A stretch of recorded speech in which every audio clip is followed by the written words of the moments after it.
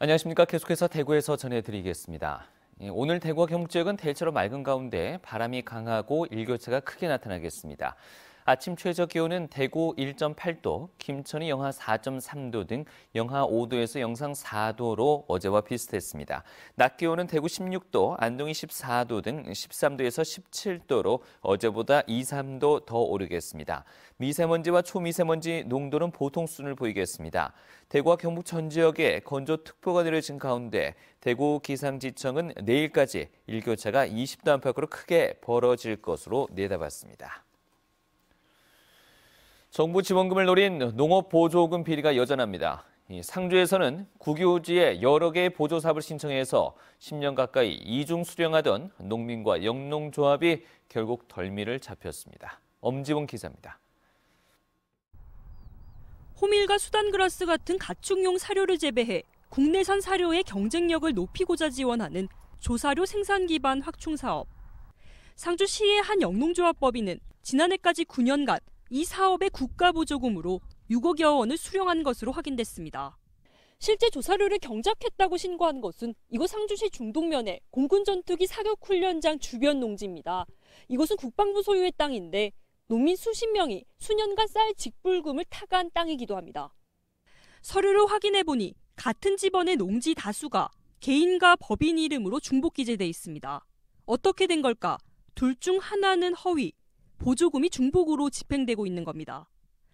국유지를 헐값에 빌린 농민이 영농조합에 이를 재임돼 불법 전대했고 땅을 넘겨받은 조합과 넘겨준 농민이 둘 다 다른 보조사업을 신청해 이득을 챙긴 겁니다. 증빙 서류는 없거나 엉망입니다.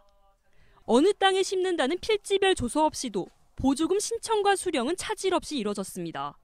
한 집원을 여러 번 돌려쓰고 비닐하우스나 건물 집원이 엉뚱하게 도용되기도 했습니다. 경찰서에 수사 의뢰를 한 부분이었었어요, 사실. 이 부분은 좀 이상하다, 저희도 봐서 공무원이 좀 실수했다. 경작 사실이 없다고 드러난 경우에도 상주시가 보조금 회수를 하지 않으면서 공무원이 묵인해준 것 아니냐는 의혹도 일고 있습니다. 이런 식으로 계속 덮어줬다. 그래서 2009년에서 2018년도까지 이거는 지속적으로 범행을 저질러 왔다. 그 공무원이 비호하에. 상주시는 조사료는 축산가, 쌀 직불금은 농업정책가로 주무부서가 달라 문제가 불거지지 않는 한 확인이 어렵다는 입장입니다.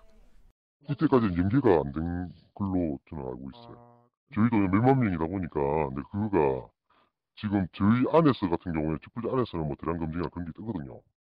상주시는 부랴부랴 자체 감사에 들어갔고 경찰도 수사에 착수한 상태입니다. 농림축산식품부는 허술한 관리를 틈탄 조직적인 부정수급 사례가 더 있을 것으로 보고 이달 중 상주시 전체에 대한 농업보조금 실태감사를 실시한다는 계획입니다. MBC 뉴스 엄지연입니다. 더불어민주당 대구시당은 논평을 내고 올해 안으로 통합 대구 신공항 후보지를 선정하기로 한 정부 결정을 환영한다고 밝혔습니다. 민주당은 국무총리가 중재에 나서 이견을 조정하면서 대구공항 문제 해결에 청신호가 켜졌다고 밝혔습니다. 또 공항 문제를 선심성 공약으로 이용할 것이 아니라 지역의 장기 발전을 위해 큰 틀에서 이전 후 공항 터 개발 문제 등을 해결해야 한다고 촉구했습니다. 대구시가 야간과 휴일에도 외래 진료를 하는 달빛 어린이 병원을 모집합니다. 진료 운영 시간은 평일은 저녁 6시부터 밤 12시, 토요일과 일요일, 공휴일은 아침 9시부터 밤 10시까지입니다. 참여를 원하는 의료기관은 해당 구군보건소에 사업계획서를 내면 되고 지정 기간은 2년입니다.